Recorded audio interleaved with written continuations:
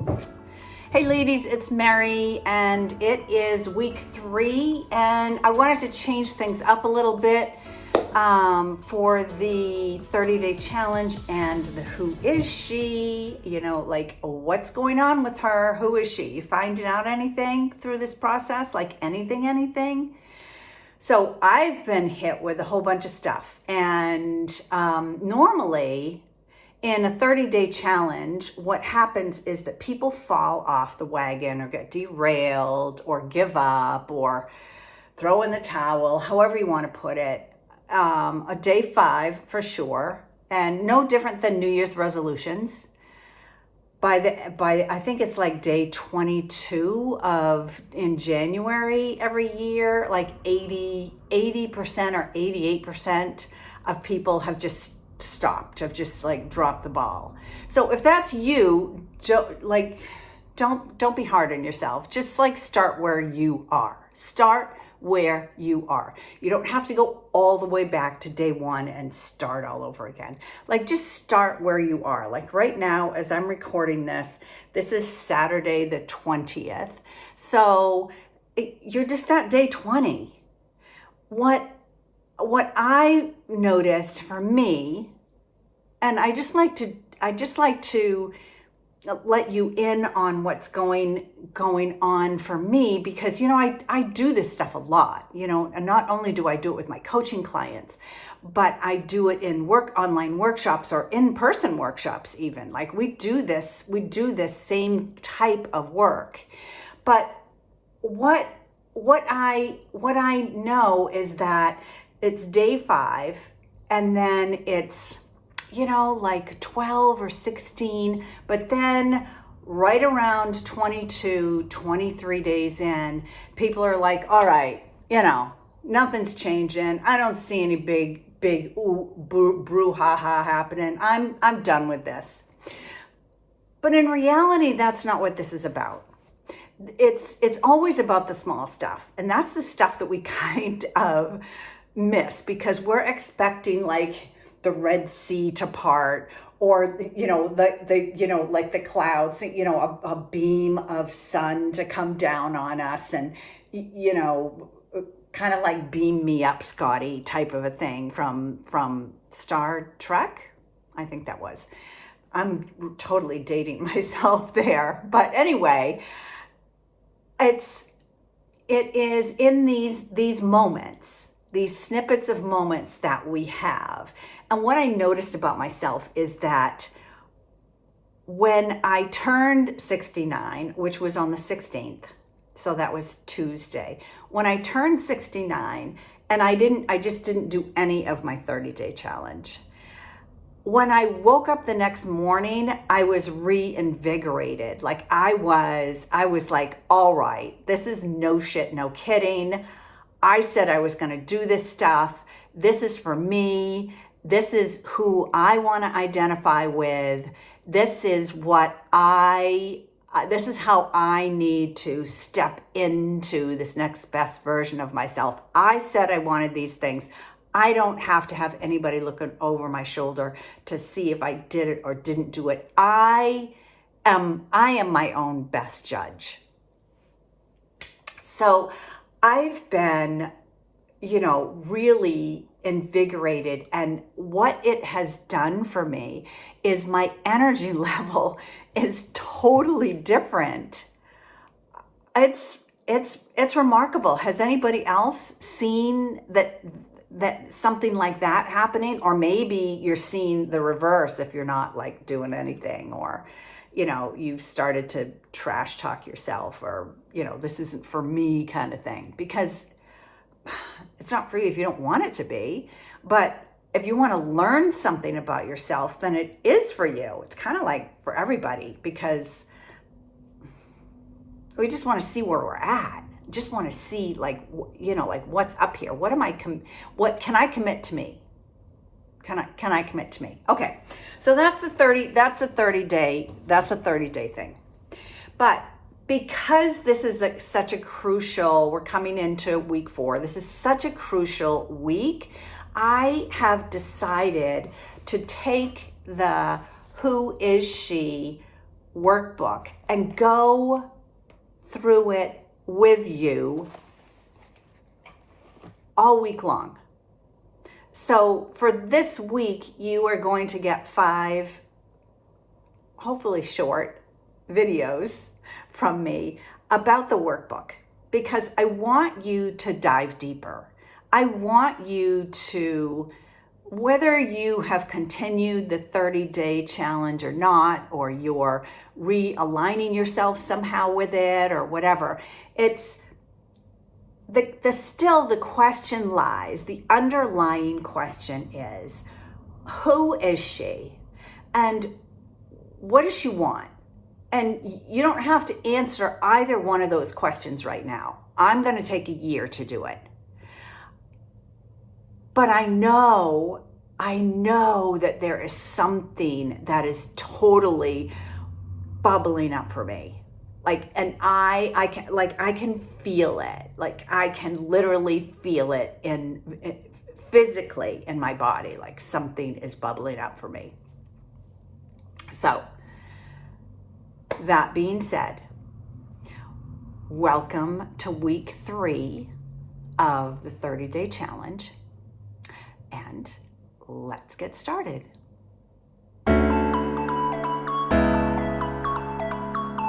Okay, so welcome back. I hope that you were able to get something out of this. Hopefully, maybe an aha or two. Maybe you looked at something through a different lens. I mean, I know this is a big ask, but I hope that if you didn't experience a release this time, then you will as time goes on when you do an exercise like this over and over again, where we take a look at things and know that we had a part to play. And we played that part with the tools that we had at the time. So I was married for the first time at 19. Divorced the first time at 23. My third marriage, my third and final marriage, I was in my 40s. So I can't compare the woman, the wife, the mother that I was at 19 compared to the woman that I was at 40. But I learned something from that 19-year-old woman learned something, right? I learned a lot.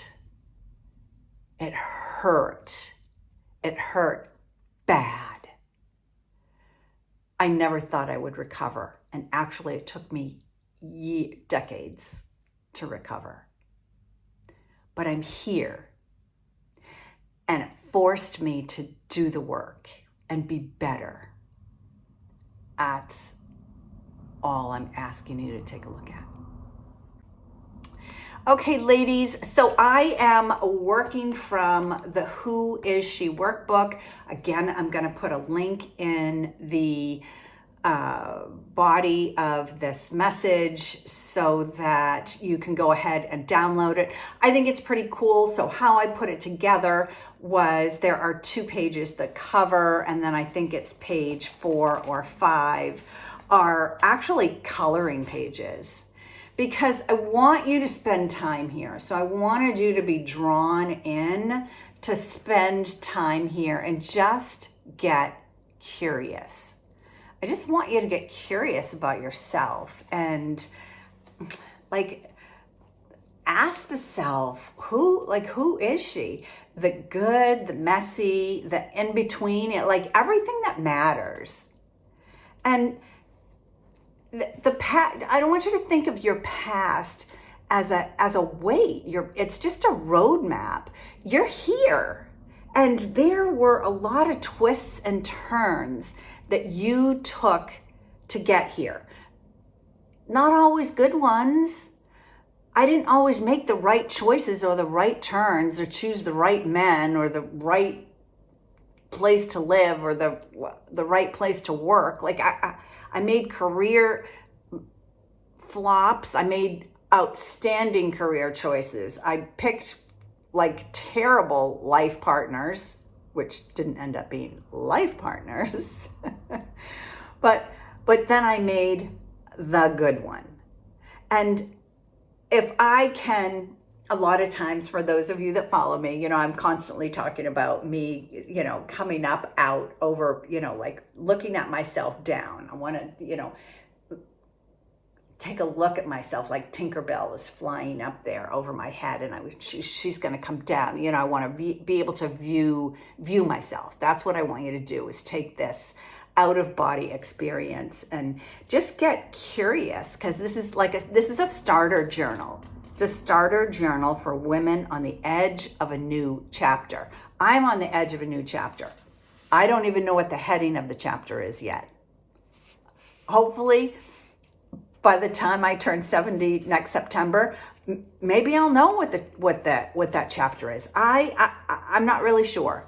But one thing I do know is that in this journal, I am going to be honest. I'm going to be gentle. And I'm going, most of all, to be curious. So every experience that we have had in our lives, the good, the bad, the ugly, has shaped your resilience. It's shaped the person that you are today. And the dreams that you had as a small girl, or the person that you dreamt about being, that's all still there. It didn't go anywhere. It might have been compartmentalized. You might think of it in a little Tiffany jewelry box, a little blue box. It's in there. It's in there. But it's got your wisdom and your strength in there also. Now it's time to just take a look inside. So before I get into the questions, for the next 4 days, I'm going to go over 3 questions, because I don't want you to do this all at once. It's overwhelming. It's a lot. And I don't want you to skip around. I just want you to go gently. I know, that's hard. I know it's hard. It's hard for me. Tell me if gentle is hard for you also. Anyway, I just want you to slowly step into this unfolding. So before we get to these questions, let's focus on one question to get the juices flowing, so to speak. What have I walked through that made me stronger, even if I didn't see it at the time? Right? You're angry at somebody, you went through a breakup, a divorce, you had a bad boss, you went bankrupt, you were lost, you were broke, you were shamed, you were embarrassed. What have I walked through that made me stronger, even if I didn't see it at the time? Now, a lot of times, let me preempt this by that, and throughout this year-long program, we are going to work on a timeline exercise. I just don't have time to do it right now today, because they take some time. Is to draw a line on a piece of paper. If you're coming up with instances that you can't come up with something that you believe has made you stronger. And I will tell you, everything that you've been through has made you stronger. Otherwise, you wouldn't be here. Again, you may not even still know it now, because you're still in the blame game. But if you are still in the blame game, then gently take that finger and point it back at yourself and go, okay, this is a two-way thing here. I had some part in this. Who was I at the time that this event occurred? Who was I? Because you're not the woman or the person that you are right now. So you took away, you gleaned something from this experience. So even if you didn't see it at the time, let's go ahead and, like I like to say, take 10 minutes and like I like to go into my alarm setting on my phone and set it for 10 minutes, because otherwise you're going to sit there all day, just like you're scrolling on your phone. You're going to sit there all day and be like, oh, whatever. So time block yourself so that you really feel like you're getting something out of this. What have I walked through that made me stronger, even if I didn't see it at the time? For those of you that are struggling, you can do a timeline exercise where you draw a line on a piece of paper. I like to draw a squiggly line because nothing is ever straight, and look at the things that are above the line are positive interactions or experiences that I had. The things below the line were deemed negative experiences at the time, yet I still learned something. Through every divorce, through every bad job, through every, sexual misconduct interaction that I had, with a boss in an elevator, fighting him off. So I learned something. That's important. So even if I didn't see it coming, even if I didn't see it at the time, there's still something that I learned. So pause this video, set your alarm, and I'll see you in 10 minutes. So this is one of my favorite parts about the Who Is She journey, is that this is the beginning. I'm laying the foundation. I love that saying. It's usually how I title my vision board workshops, which is what we'll have coming up also. But I love that this is laying the foundation for what's to come. I'm dreaming forward, even though I'm not seeking anything right now. I don't want to seek anything right now. I want to allow. I just want to allow, because I still call this, even though I'm 69, I still say that I'm in midlife. I don't know if that's correct or not. That's the correct terminology. But I guess if we're going to live to 100, then that could be true. But it's a crossroads. So I want to go down this crossroad. I want to take this. So for you, what is this? What is this opening? If you could say, if nothing held me back, not fear, not doubt, not shoulds, who would I become? Who would I become if nothing held me back? That's big. I'll admit that's big. That's big. That's dreaming big, right? If nothing held me back, who would I become? Even at 69. I mean, you could be 35 listening to this. You could be 20. I mean, I don't know. Could be in your 50s. You could be about to retire. Your vision doesn't need to be polished. We don't want it polished right now. We want it raw, because we're building upon her. We're just laying the foundation, but it needs to be, there needs to be some life in it, because with life, things change and they flow. Just like the cells in our body, they're constantly changing. We're constantly shedding. We want to shed these old versions of us so that we can figure out, who is she? Question number 1, what excites me most about the woman I am becoming? Now, that may seem like a little daunting question, because you don't know who she is becoming, and we're, in our old work self, We were always externally focused. But now we're taking the focus back in on us. And for some of you, this is new.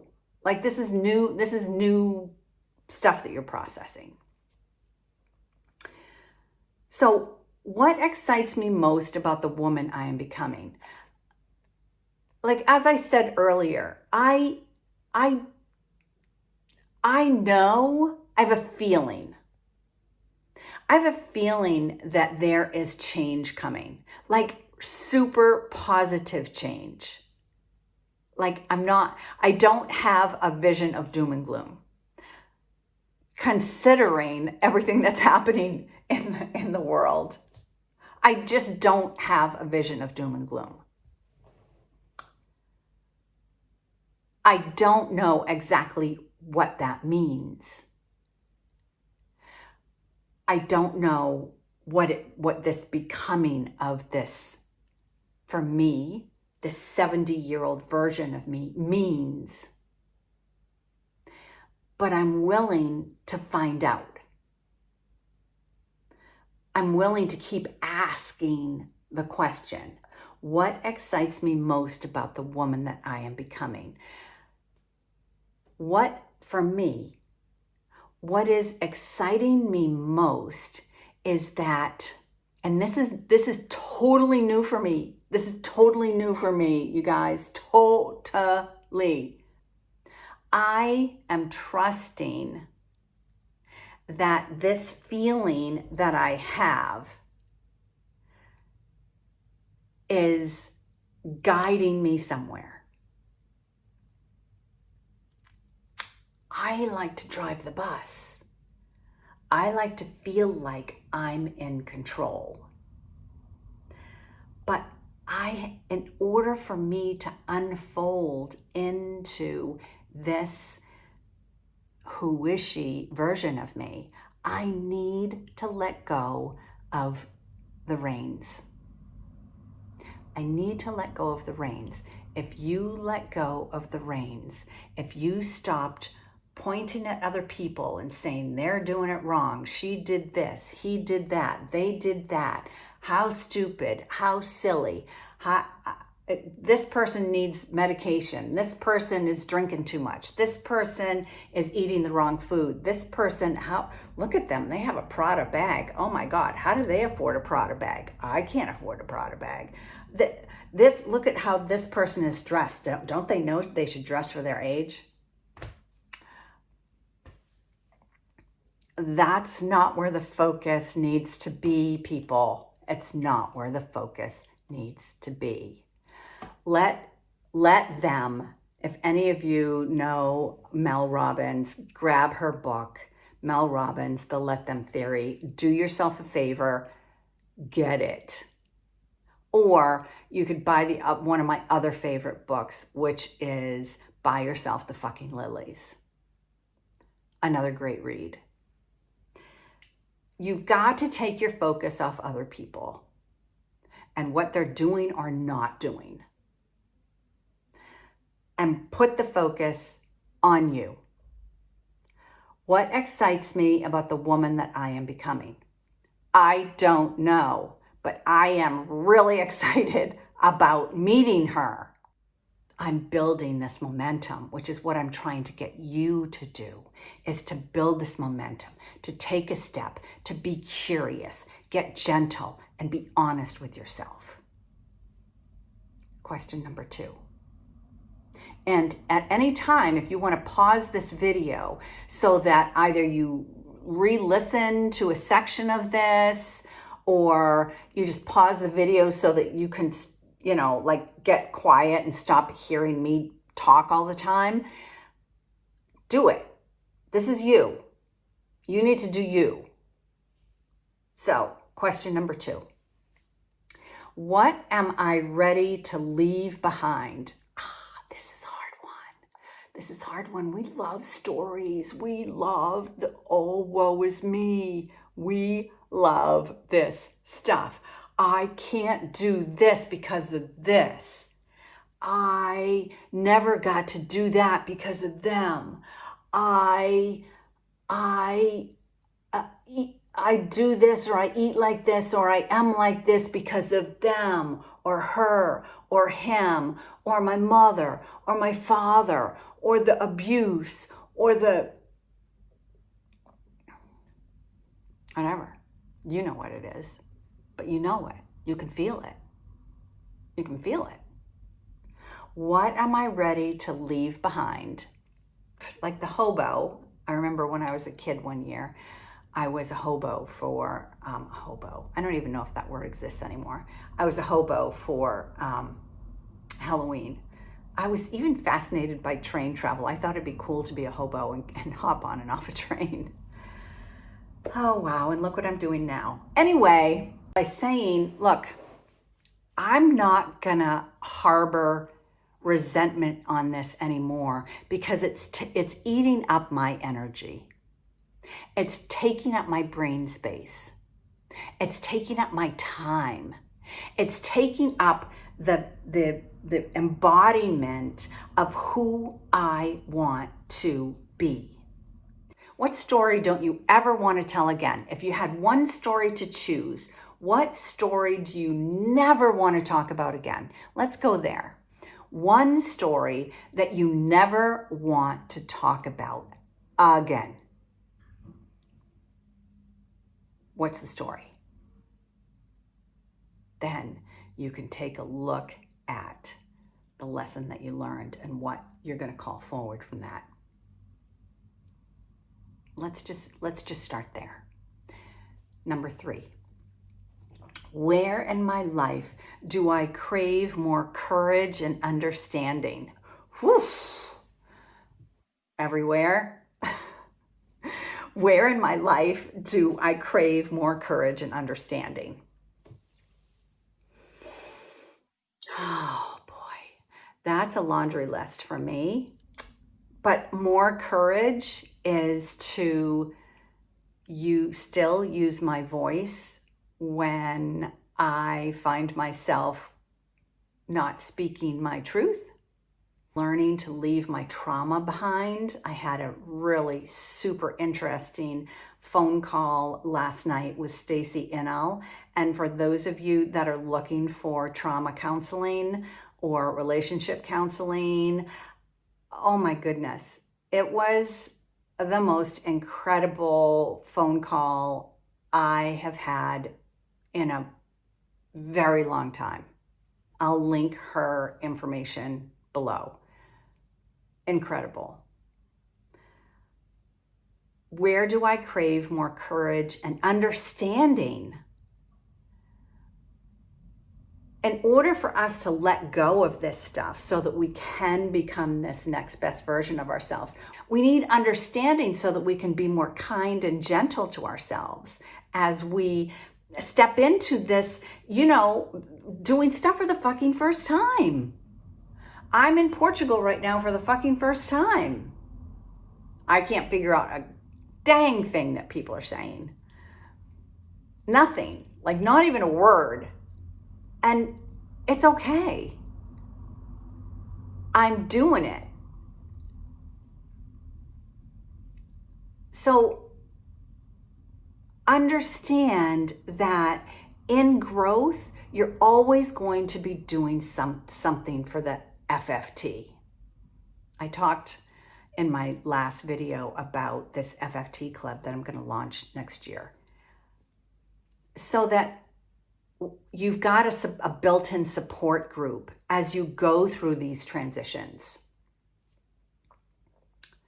We're all in transition. If you're not changing, then you're 6 feet under. I kind of like to be up here. I want to always be shedding.